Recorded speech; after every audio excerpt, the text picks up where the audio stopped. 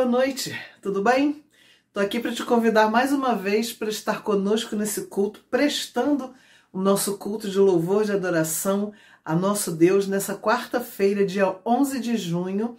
Nós somos a primeira igreja batista em Cascadura. Se você ainda não conhece a nossa igreja presencialmente, está na hora de aparecer para fazer uma visita. Por enquanto, às quartas-feiras, só aqui mesmo no nosso canal do YouTube. Espero que você esteja sendo abençoado a cada dia.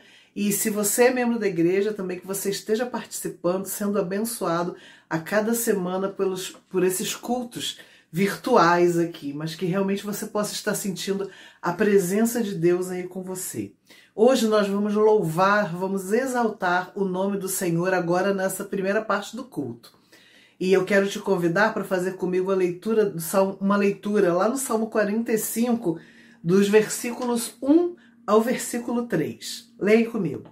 Eu te exaltarei, ó Deus, Rei meu, e bendirei o teu nome pelos séculos dos séculos e para sempre.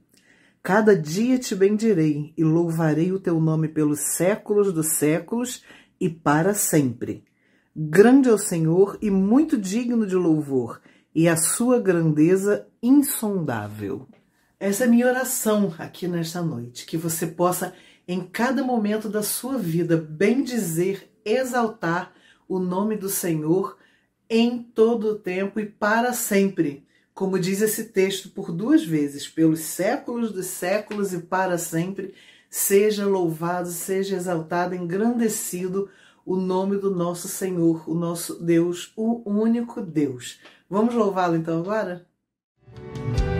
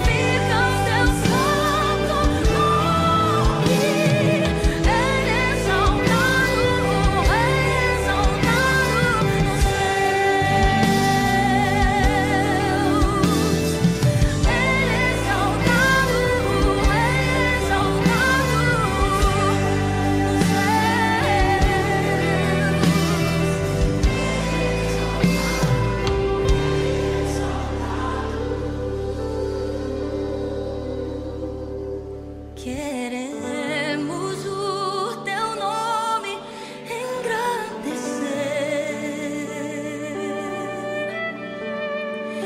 e agradecer-te por tua obra em nossas vidas. Confiamos em teu infinito amor. Pois só tu és o Deus eterno sobre toda a terra e céus.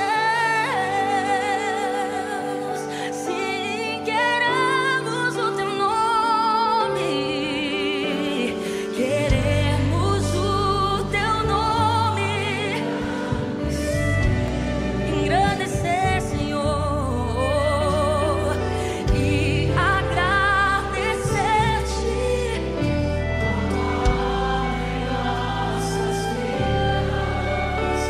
Confiamos em teu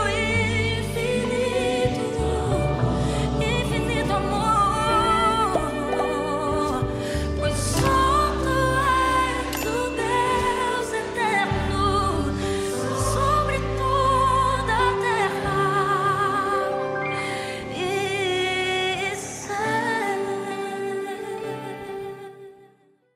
Queridos irmãos, saúde e paz. Sejam muito bem-vindos mais uma vez a este culto doméstico da quarta-feira. Hoje é que dia 11 de junho. E você pode adorar o Senhor, cantando Ele, exaltado, não é isso? Seja engrandecido. Leia um pedacinho do Salmo quando fala do nosso Deus, somente Deus é grande. Deus, Ele é o Criador Supremo. Ele domina, Ele governa todas as coisas em todo o universo, naquilo que vemos e aquilo que não vemos. Não existe 1 milímetro na face do universo que Deus não seja aquele que cuida, que protege, que governa. Aleluia por isso.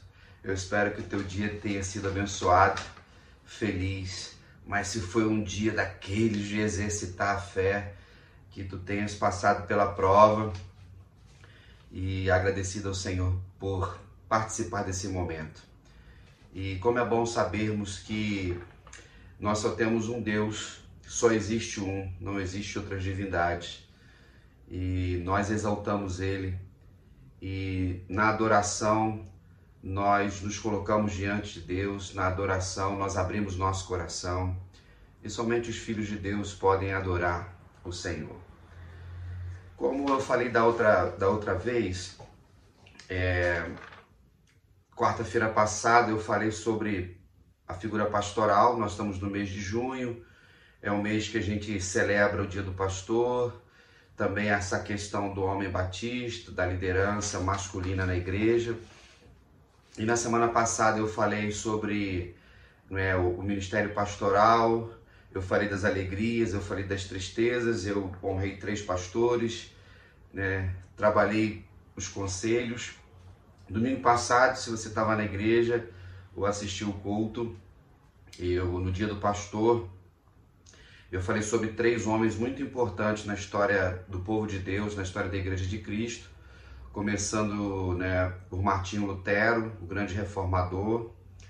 E se nós estamos no dia de hoje pregando o Evangelho, graças a ele também, além de outros, lógico.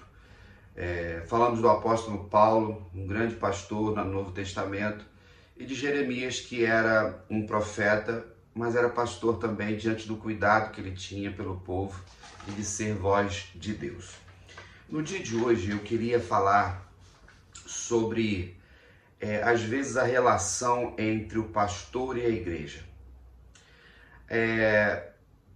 Para que um homem seja pastor, primeiramente ele precisa ser salvo por Jesus igual a vocês.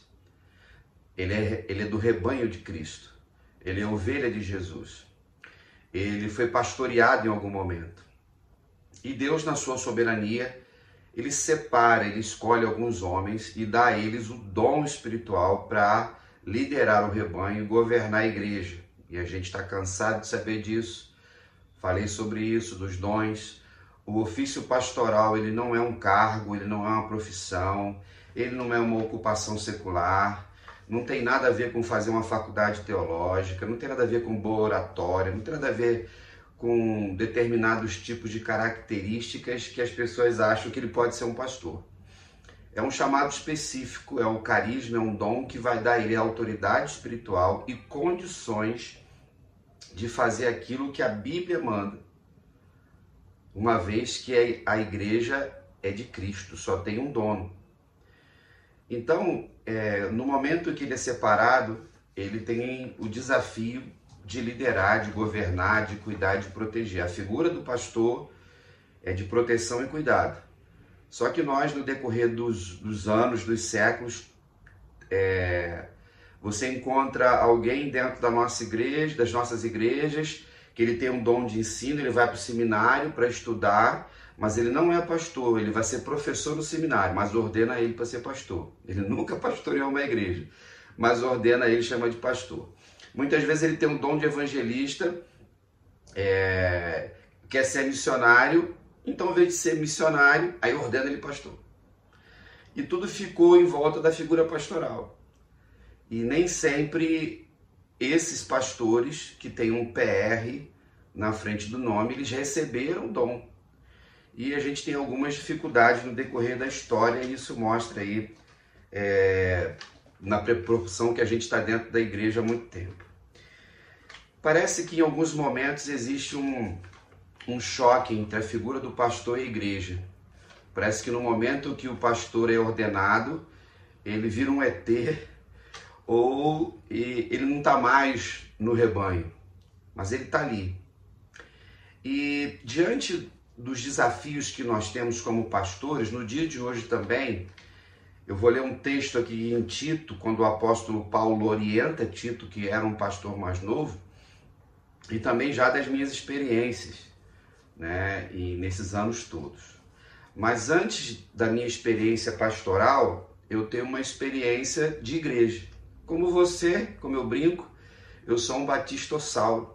São 55 anos dentro da igreja. Eu já ia no ventre da minha mãe, nasci lá na PIB de Vargem Pequena, em Jacarepaguá. Eu comecei a entender o funcionamento da igreja ali pelos 17 anos, que eu já estava liderando a juventude. E a parte orgânica da igreja, a estrutura da igreja, como funcionava determinadas coisas. E a partir já dessa idade, nunca mais saí da liderança, dando aula na escola dominical. Já no início da juventude, ali para os 20, 21 anos, servindo na tesouraria, diretor de patrimônio, em várias situações. Então, eu passei em todos os lugares da igreja, conheço a igreja como palma da mão, e tive a oportunidade de passar por algumas igrejas no decorrer da minha vida, e conhecer igrejas pequenas, grandes, médias, da Zona Norte, da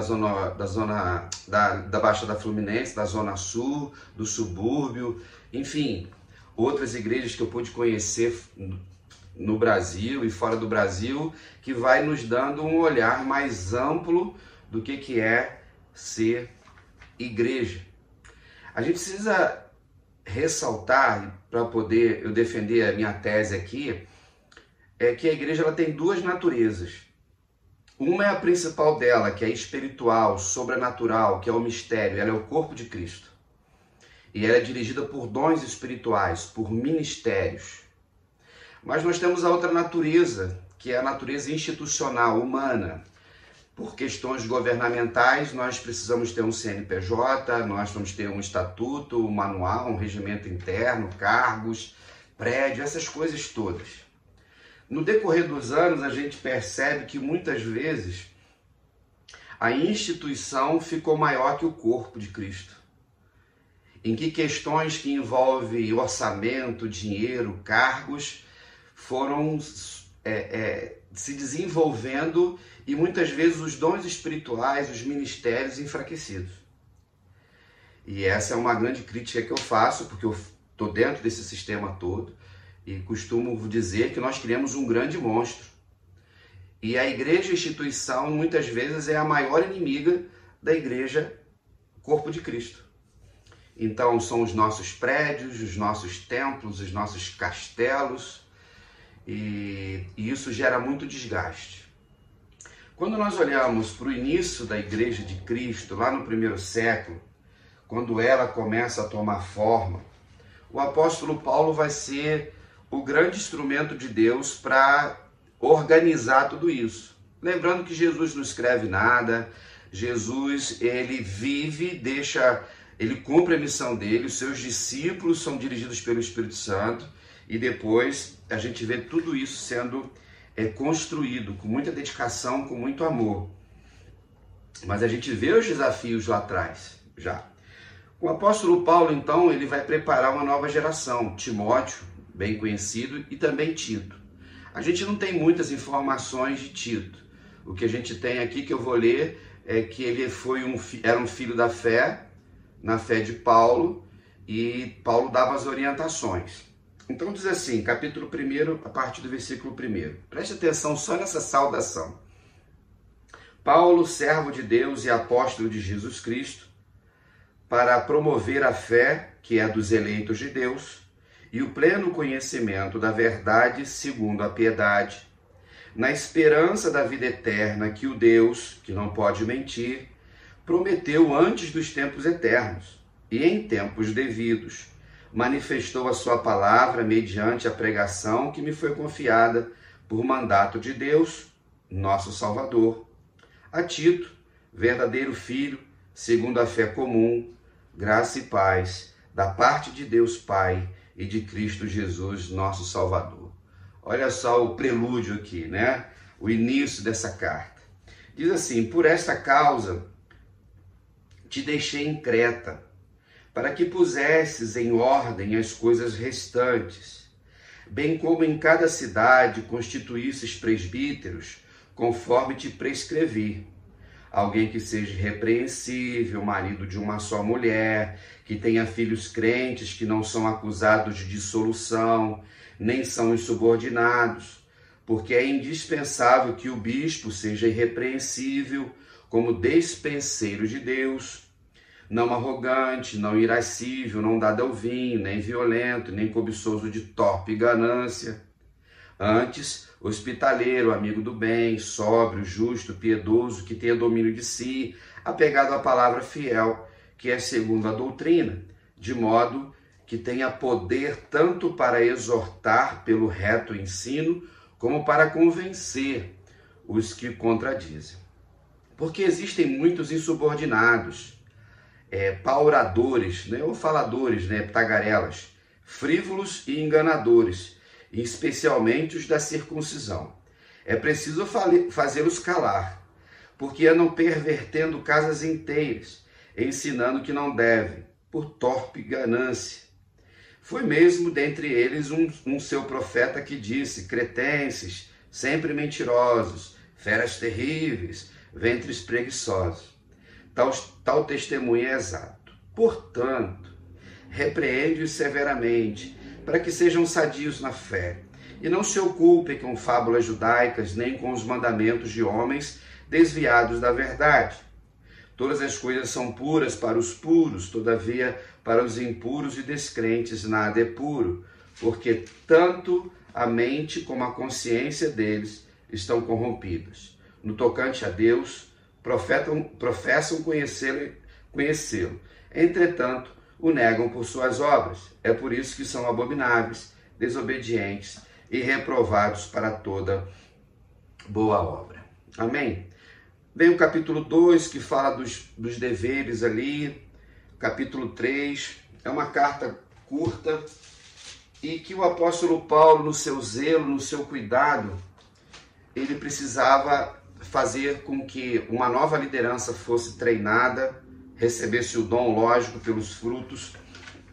E lá em 1 Timóteo, capítulo 3, tem lá também a qualificação para ser pastor e o grande desafio de liderar. Isso aqui, irmãos, foi escrito no ano 60 depois de Cristo. A igreja estava menina, 30 anos, e os desafios sempre existiram. De você organizar uma comunidade, de você liderar. E sempre você tem vozes dissonantes. Por quê? Por causa do nosso pecado existem os interesses pessoais. Você percebeu ali sobre torpe ganância? Levar vantagem financeira ou ganância, poder, sempre existiu no ambiente da igreja que nasce, como existiu no povo de Israel, como existe na sociedade como um todo. Então, quando Deus chama pastores, homens, para essa caminhada, ele é colocado pelo Senhor para liderar essa igreja. Uma comunidade com várias pessoas. E cada uma tem uma cultura. Cada uma tem um ethos, né, que envolve o bairro, a região, a cidade, o estado, o país, tudo isso. Por mais que nós batistas tenhamos uma estrutura doutrinária única, mas você vai ver essa singularidade nas igrejas. De qualquer forma, essa tensão entre instituição e o corpo de Cristo era notória sempre. E a gente precisa usar de muita sabedoria para que nós não prejudiquemos a missão da igreja. Nessa noite, então, acerca do que significa o ministério pastoral, liderar, eu quero falar como alguém que já esteve sentado no banco, é pastor já há 25 anos e já presenciou várias situações dentro da igreja. E queria falar do ambiente, do olhar de um pastor que envolve processos de sucessão pastoral. Quando nós olhamos para um momento em que a igreja está passando por uma transição, nós precisamos tomar muito cuidado como vamos fazer isso para que não haja prejuízo e se perca muita coisa. Então, no dia de hoje, eu vou falar aqui sobre 3 erros ou 3 equívocos que muitas vezes as nossas igrejas cometem por não entender a importância da presença pastoral. E qual é o primeiro erro quando uma igreja está numa transição pastoral? Não escolher um pastor interino. Algumas igrejas não querem escolher o pastor interino porque ela quer economizar um dinheiro. Algumas pessoas não querem escolher um pastor interino porque acham que o processo vai ser rápido e que eles vão dar conta do recado. Na maioria das vezes, não dão conta do recado. Por quê? A liderança pastoral ela é importante em todas as circunstâncias. E o rebanho, a ovelha, e você que me ouve faz parte disso, precisa sempre de uma referência. E diante das duas naturezas da igreja, a gente precisa entender o que é liderança espiritual na igreja e o que é liderança institucional.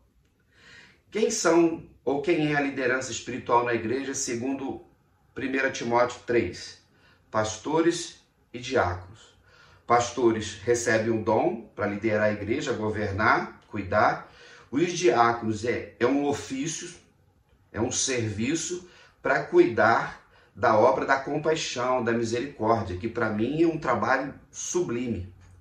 Só que com o passar dos anos, nós tanto institucionalizamos o ministério pastoral e também o ministério diaconal.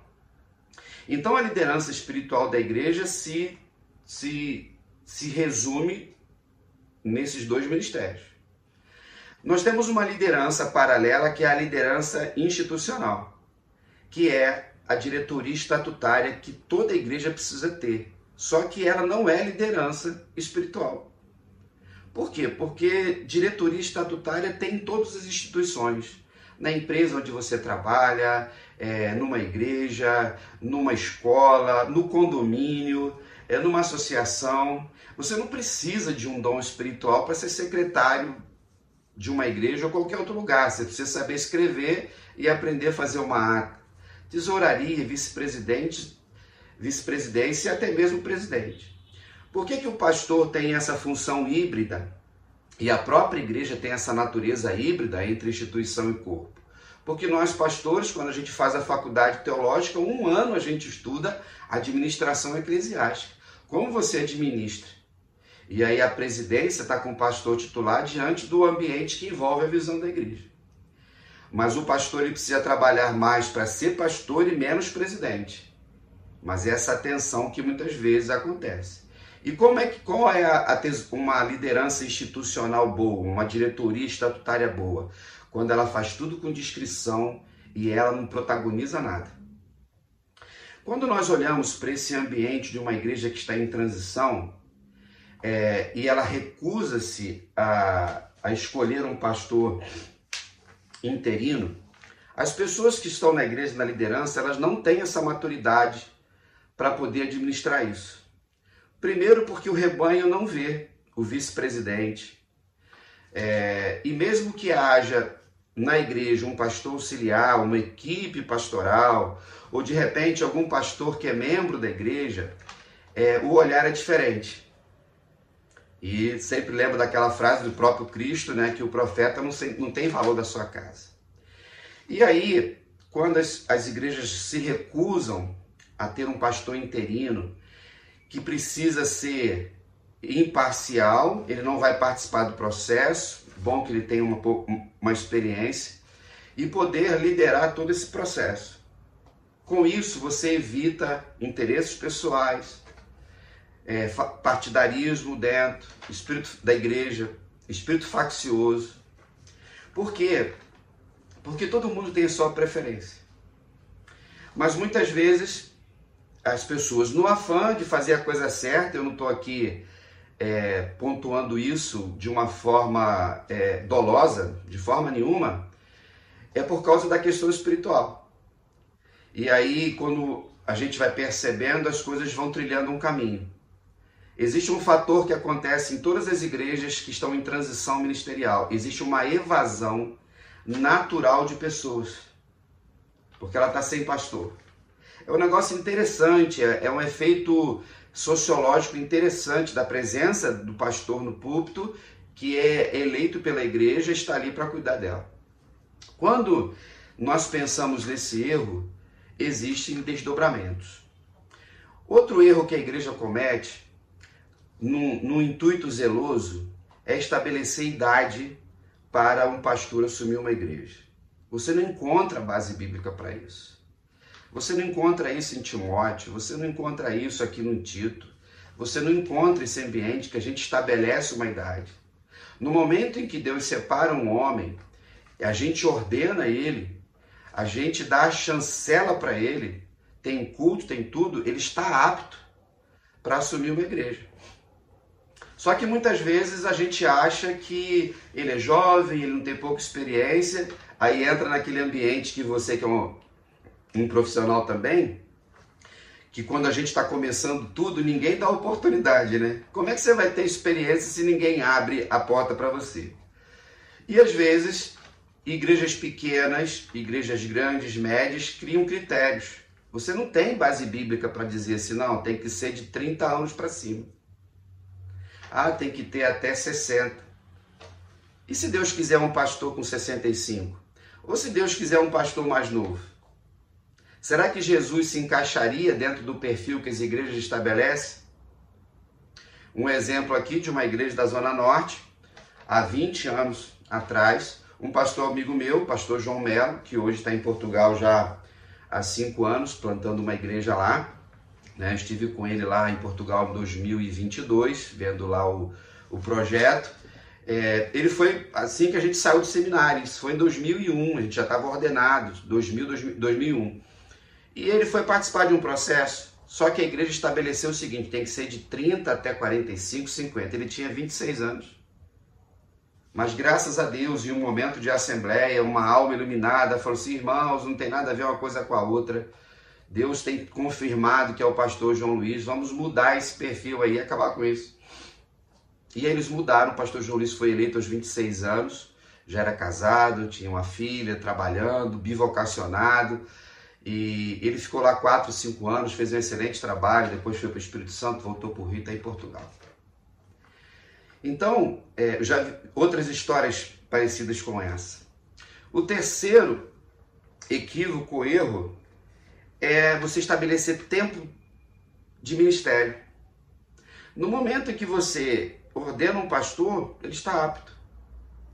Mas às vezes nós achamos que a nossa igreja ela é melhor do que outras. Aí ele tem que ter experiência, um tempo ministerial, porque a igreja é A, B ou C, ou é a cultura, ou é o tamanho, ou a idade da igreja. Você não encontra base bíblica para isso. E aí você cria critérios que você fecha e não permite que Deus se manifeste do jeito que Ele quer. Deus já estabeleceu princípios. É Deus quem bota o pastor e tira o pastor. E muitas vezes Deus permite que alguns pastores assumam igrejas, que não era para ele estar lá, mas Deus permite, né? Em detrimento de outros eventos. Então, nessa minha palavra inicial, muitas vezes o processo de sucessão pastoral, ele é feito como se o pastor fosse contratado de uma empresa. Vai ter uma entrevista de emprego, vai ter uma sabatina, não é isso? Ele às vezes é tido como um prestador de serviço, um funcionário, umas coisas estranhas. Ele é membro da igreja, ele faz parte do corpo de Cristo. E essa visão institucional, corporativa, ela vai trazendo algumas dificuldades para a igreja. Diante dessa palavra que eu estou dando aqui, eu vou elencar para vocês, a partir daquilo que eu vivi. Eu participei de 7 processos de sucessão pastoral. O primeiro foi em 1991. Eu tinha 21 anos de idade, como eu acabei de falar. Eu era da PIB de Santa Rita, lá em Nova Iguaçu, uma igreja que meus avós plantaram na década de 50. Lá eu fui adolescente, passei uma parte da juventude. Rosane e eu nos casamos em 93. Aí fomos morar na Zona Sul e depois eu fui para a PIB de Copacabana. E lá fui seminarista e começou a minha área ministerial. O pastor então tinha ido embora, foi para outra igreja, se eu não me engano. O que a gente fez? Numa igreja pequena do subúrbio de Nova Iguaçu, no início da década de 90. Nós chamamos um pastor interino, nosso amigo Joel, ele era presidente da associação. E ele dava um jeitinho, um domingo de manhã ele estava, na outra semana era à noite, no meio da semana. Fizemos um processo tranquilo. No final tivemos 2 nomes, né? E a igreja elegeu o nome. Eu tinha o meu candidato, você já teve o seu, e amanhã vai ter, se você participar de um processo. O meu candidato, ele não ganhou.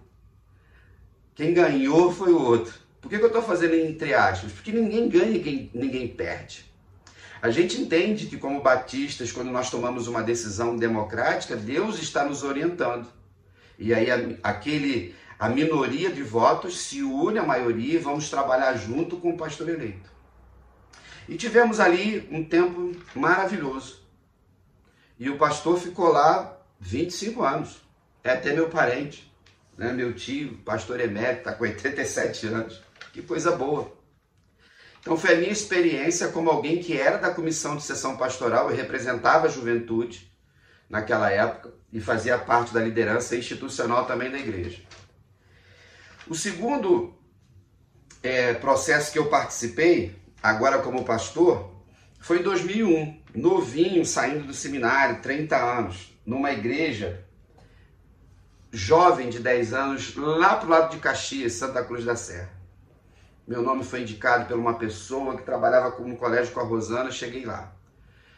E aí, preguei trocentas vezes lá que eles quiseram.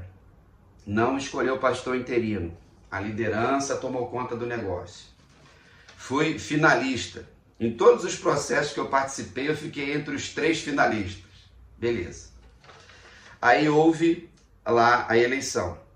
Em oração eu falei, Senhor, o Senhor me revela, me mostra se é a tua vontade de ir ou não, o Senhor vai me mostrar antes. Deus me mostrou antes que eu não iria. E aí fiquei tranquilo. Recebi a comunicação, eles botaram 3 nomes na Assembleia. Jesus amado. Olha a falta de sabedoria de algumas lideranças das nossas igrejas. Eu fiquei em 2º lugar. Beleza. Passou um tempinho, né? Foi eleito o primeiro pastor, que era mais experiente, tal. Esse pastor ficou 8 meses.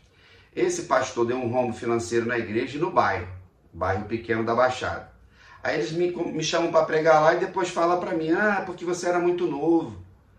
Eu falei, fica tranquilo, meu irmão, eu vim aqui ajudar vocês, Deus já tinha me revelado que eu não participaria desse processo. Aí eles fizeram outro processo e nunca mais ouvi falar na igreja. Participei de outro em 2002, aqui na Zona Norte, pertinho daqui de casa. Esse foi interessante. Que a gente era uma igreja já de uma idade grande, o pastor de lá era meu amigo, a gente jogava futebol e a igreja foi fazer um processo, ele foi embora para o sul e a igreja foi fazer um processo. Só que a igreja, a liderança, ela já tinha um pastor que queria eleger. Só que precisava fazer o processo São Pastoral. Aí um amigo meu foi indicado também, eu, e foram 3, ficamos entre os 3. A gente foi vaca de presépio, irmãos. Já tinha carta marcada. E esse pastor ganhou, ficou lá. Não precisava nem fazer isso. Se existia um desejo da igreja, era só levar para uma assembleia, irmãos, esse nome aqui, candidato único. Para vocês verem, e não teve pastor interino, para vocês verem o que a gente vai passando. Aí eu fui para o terceiro, né? Numa igreja do subúrbio. Nessa época até eu estava já na igreja do Meia, na equipe pastoral. E aí fui lá, participei do processo, preguei, vai e vem, tudo aquilo. Fui finalista novamente. E aí, sem pastor interino, vai um negócio para lá, traz uma coisinha para lá, beleza. Eles elegeram um pastor. Perfeito, até o pastor ficou lá um tempo, fez um trabalho bom e saiu. Passado um tempo eu encontro com um irmão, que ele era comerciante na região do Meia. Aí eu fui lá comprar alguma coisa. Meu irmão, pastor, poxa, eu era da comissão, queria tanto que o senhor fosse pastor da igreja. Eu falei, meu irmão, Deus sabe todas as coisas. Não, mas teve um fator que pesou contra o pastor. Aí você me deu até medo. Eu falei, meu Deus, o que esse cara descobriu de mim? Não, pastor, é porque o senhor tinha uma situação financeira boa, o senhor morava na Tijuca, tinha carro zero, não sei o que, a igreja não teria condições de sustentar o seu padrão de vida. Eu ouvi isso eu fiquei tão triste, né? Porque eu fui penalizado por ser alguém que, com todas as lutas que nós temos, prosperou, eu e Rosana, trabalhando tanto. E eu moro aqui na Tijuca há 28 anos. E esse foi o argumento que eu ouvi, que preocupa muitas vezes. E assim a gente vai vivendo as experiências. Quando foi em 2006, eu já vivi um processo de sessão pastoral como membro da igreja, como pastor auxiliar dentro da igreja do Meia, em 2006. Então a igreja do Meia vai ficar sem pastor em 2005, para dizer a verdade, né? Isso é público, tudo que eu estou falando aqui é público. A igreja do Meia sofre uma divisão, um cisma, lá em maio de 2005, se eu não me engano, completou 20 anos, a igreja rachou e a gente começou um processo de restaurar a igreja Batista do Meia. Aí, troço bom, chamamos um pastor interino, pastor Irlande, querido pastor Irlande, que eu tive a oportunidade de trabalhar com ele. Quando ele chegou, botei meu cargo à disposição, pedi demissão, porque eu não era da equipe dele, foi o pastor anterior que me levou para lá, enfim, todas essas lutas de igreja que a gente tem. Trabalhei com ele durante 1 ano e meio lá, fizemos um processo pastoral, de sucessão pastoral muito bom. O pastor Purim Júnior foi eleito pastor em 2007, e enfim, tudo transcorreu bem, e lá fiquei 13 anos na igreja. E fui um observador, vendo todo o processo caminhar. Depois, em 2016, foi em Cascadura, vocês que são minhas ovelhas, alguns já novos na igreja, tem pouca gente antiga na igreja, daquela época já. E a igreja cometeu alguns equívocos. Primeiro, não escolheu um pastor interino para cuidar da igreja. A igreja ficou 18 meses sem pastor. Evasão, jovens e adolescentes. Aí vai um vice-presidente que não tem o traquejo, não tem liderança, às vezes um diácono que tem uma função específica, que é pastorear a igreja, ele não tem o chamado para isso, não tem o dom, e isso gera dificuldade de divisões, né? Colocaram 3 nomes na assembleia, 3. Mas como Deus tinha um propósito para me levar para Cascadura, e você que é minha ovelha sabe disso, os votos que eu tive superou e muito dos outros 2. E eu fui um pastor que cheguei aos 47 do segundo tempo. Né? Foi uma pessoa que me indicou. E tinha lá os candidatos normais, irmãos. Às vezes a liderança tem um candidato, às vezes tem uma família A, B. As pessoas têm os seus desejos, nenhum problema. As suas preferências. A gente precisa entender o que Deus quer. E aí eu fui eleito pastor e estou lá há 9 anos servindo o nosso Senhor lá, né? E fazendo um trabalho de acordo com daquilo que Deus tem colocado no meu coração. E eu louvo a Deus pela PIB de Cascadura, pelos irmãos que são minhas ovelhas. É um privilégio ser pastor deles, né? E vivi a minha última experiência, a 7ª, em 2021. O que acontece em 2021? Teve a pandemia, que todos nós sofremos. E aí um amigo meu, pastor, lá em Nova Iguaçu, dessa igreja que eu falei para vocês, que eu fui lá jovem, PIB de Santa Rita, a pandemia veio, ele ficou doente, a esposa ficou doente, a esposa dele morre aos 49 anos, foi adolescente comigo na igreja, jovem, ele também. A irmã dele morre aos 45 anos por causa do Covid. O sogro dele, que fazia um tratamento oncológico, falece 3, 4 meses depois. Ele sucumbiu diante de tanta dor e ele pediu exoneração. E aí isso foi no início de 22, perdão. E aí a igreja ficou sem pastor. Como tem amigos lá, parentes, me coloquei à disposição para ajudar. O vice-presidente da época, então, era meu primo, né? Ele é advogado e tal. E eu aconselhei ele, meu primo, chama um pastor interino para, 21, chama um pastor interino para conduzir. Não, a gente vai dar um jeito. Por que as pessoas não ouvem a gente? O que deu? Divisão na igreja, né? O presidente do Ministério Diaconal queria botar o filho dele como pastor da igreja, que não era nem pastor. Isso gerou uma celeuma na assembleia, deu briga, aquelas coisas de igreja que infelizmente acontecem. Depois disso, então, eu comecei a ajudar e recebi um convite para ser pastor interino da igreja. Fiquei 11 meses lá, né, de início de 22, e dei posse ao pastor Samuel Pinto em 1º de julho de 23. E agora vai fazer 2 anos. Primeira coisa, eu fui restaurar a igreja, evitar que houvesse as facções. A comissão de sessão pastoral estava acostumada a indicar o nome, não a igreja. Fizemos uma assembleia, a igreja indicou os nomes, 7 pastores. Entrei em contato com os 7, 3 declinaram, 4 nomes foram indicados. Um deles foi o que teve mais indicações. E a comissão já queria assim, pastor, vamos pegar esse aqui que teve mais indicações e já vamos mandar para a Assembleia, para a igreja eleger. Eu falei assim, não, filho, não vamos fazer isso não. No momento que os pastores são indicados, era tudo. Não importa se um teve 100 indicações, o outro teve 5.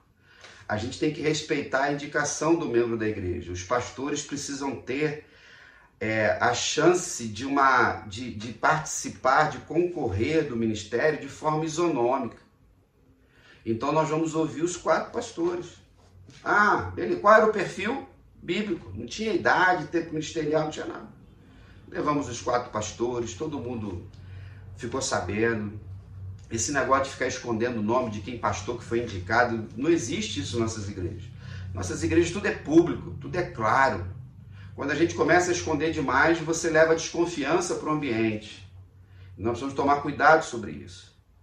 Ouvimos os 4, perfeito. Dos 4, a comissão escolheu 2 de voto secreto, a partir do que ouviu, a partir daquilo que percebeu, a partir de vários fatores. E a gente levou, dos 2 nomes, levamos um que a comissão escolheu. Ela tinha esse direito como membros da igreja. Levamos para a assembleia, fizemos uma assembleia linda, começava às 9 horas da manhã, tinha almoço na igreja, ela terminava 9 horas da noite, teve urna, teve cédula, alegria, porque a gente precisava envolver toda a igreja. Só que esse nome que foi levado, ele não conseguiu os 66%, né, que diz o estatuto. Beleza, suspendemos a assembleia, 15 dias depois, novamente, 9 horas da manhã, almoço na igreja, até as 9 horas da noite, e o pastor Samuel Pinto foi eleito com 81% dos votos. Louvado seja Deus por isso. Ele foi o pastor com o maior número de indicações, mas ele poderia não ter sido eleito. Aí você prejudica um pastor, você prejudica o processo de sucessão pastoral, porque a gente tem que avaliar muito. Então eu estava ali como pastor interino, eu não era candidato, e conduzi tudo. Aí começam as pressões, um quer isso, outro quer o outro, e comigo não tem negócio de pressão não. Estou dando esse testemunho a partir das experiências que a gente vai tendo no ministério pastoral. E aí, demos posse ao pastor, está lá fazendo um excelente trabalho. Nós precisamos fazer tudo com muito cuidado. Porque às vezes, no afã de querer resolver as coisas rapidamente, vai o nome do pastor que não é eleito. Vou dar um exemplo, às vezes o pastor auxiliar, né? Às vezes é alguém da equipe pastoral, ou um pastor que é membro da igreja, ele não é eleito, acabou o ministério dele. Acabou. O outro pastor que foi eleito, que será eleito, não vai ficar com ele na equipe pastoral. Isso é uma prática. A equipe pastoral, se a igreja tem condições, né, é escolhida pelo pastor, igual eu escolhi a minha lá em Cascadura. Ministro de música, pastor auxiliar, ministro de administração, como diz os nossos documentos. A gente indica, a igreja homologa e vamos trabalhar juntos. E nós precisamos tomar cuidado com essas coisas. Por quê, irmãos? Porque se nós não buscarmos a vontade do Senhor, a gente perde tempo. Aí eu dou um exemplo bíblico. Samuel, o grande profeta Samuel, Deus deu uma ordem para ele, vai na casa de Jessé e você vai ungir um dos filhos dele, que será o novo rei, porque Deus já havia rejeitado quem? Já havia rejeitado Saul. Samuel vai lá, profeta de Deus, ungido pelo Senhor, conversa com Jessé. Jessé, vem aqui assim, assim, assim. Teus filhos, vem o primeiro, vem o segundo, vem o terceiro. Homens fortes, grandes, porque a ideia do rei era o homem que ia para a guerra. Né? Beleza, passa o primeiro, o segundo, o terceiro. E Deus falando, não, não, não, não, até o 7º. Né? E depois Deus falou para ele assim, você não vê como eu vejo, você vê a aparência, eu vejo o coração. Aí foi quando ele perguntou o quê? Tem mais alguém? Ele falou, tem um Davi, o mais novo, está lá cuidando do rebanho. Deus queria Davi. Nós precisamos em tudo na nossa vida, e eu faço isso com oração, buscando ao Senhor, seguindo esses princípios aqui, sabendo que é Deus quem governa a igreja. E muitas vezes nós encontramos muitas dificuldades nessa questão toda que envolve o pastorado. Então, vocês que são minhas ovelhas sabem muito bem como eu cuido da igreja, com muito zelo, com muito cuidado. Se você pertence a outra comunidade de fé, nunca olhe para o pastor simplesmente como um profissional. A gente reclama muito de pastores mercenários, mas as próprias igrejas criam isso, de transformar o pastor num mercenário que faz pelo dinheiro, pelo salário, como se fosse um emprego qualquer. A gente tem que cuidar dos pastores, como os exemplos que eu dei aqui. Para quê? Para que nós possamos ver a vontade do Senhor em todo o tempo. Pastor é colocado por Deus, não importa a idade dele, o tempo de ministério, está ali. A Bíblia diz que tem que ser casado, tem que governar os seus filhos, tem que ter bom nome, tudo isso. Por quê? Por causa da missão. O mundo está carente, o mundo nos observa. E nesta noite, falando sobre os desafios do relacionamento entre pastores e igrejas, uma coisa a gente não pode esquecer nunca. Jesus é o pastor dela. Eu sou ovelha, você é ovelha também. E juntos, dirigido pelo Espírito Santo, a gente precisa buscar sempre a vontade do Senhor. Amém, queridos?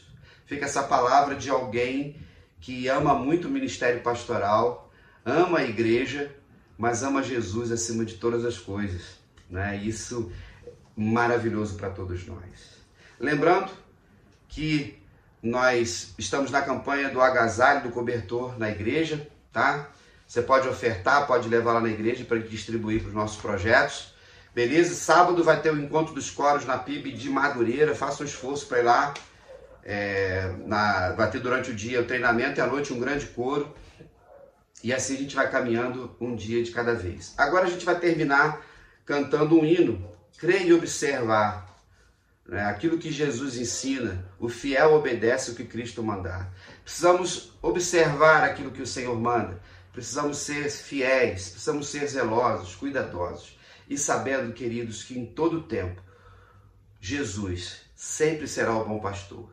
Ele, como diz o Salmo, o Senhor é meu pastor, nada me faltará. Que você possa sempre sentir-se pastoreado por Jesus, suprido por Jesus. Se você é minha ovelha, eu me esforço o máximo para que você tenha todo o suporte possível. Se você é um bom amigo, uma boa amiga que nos acompanhe, que Deus abençoe o seu pastor. E juntos, como batistas, nesse pacto de cooperação, possamos cuidar da nossa convenção, das nossas igrejas, que é uma só, e juntos proclamarmos que só Jesus Cristo salva. Amém? Um grande abraço, fique na paz e até lá!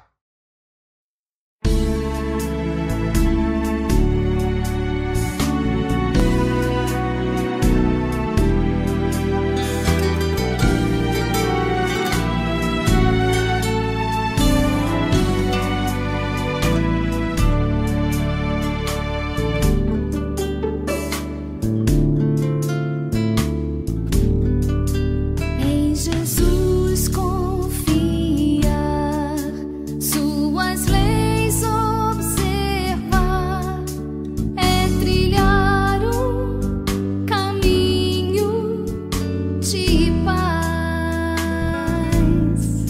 Satisfeitos guardar o que Ele ordenar, alegria perene nos traz. Creia observar tudo quanto ordenar, o fiel obedece ao que Cristo manda. Ao andarmos com Deus, recebemos dos céus direção e conforto sem par. Nem tristeza, nem dor, nem a prova maior poderão nossa fé abalar. Crer e observar tudo quanto ordenar, o fiel obedece ao que Cristo manda.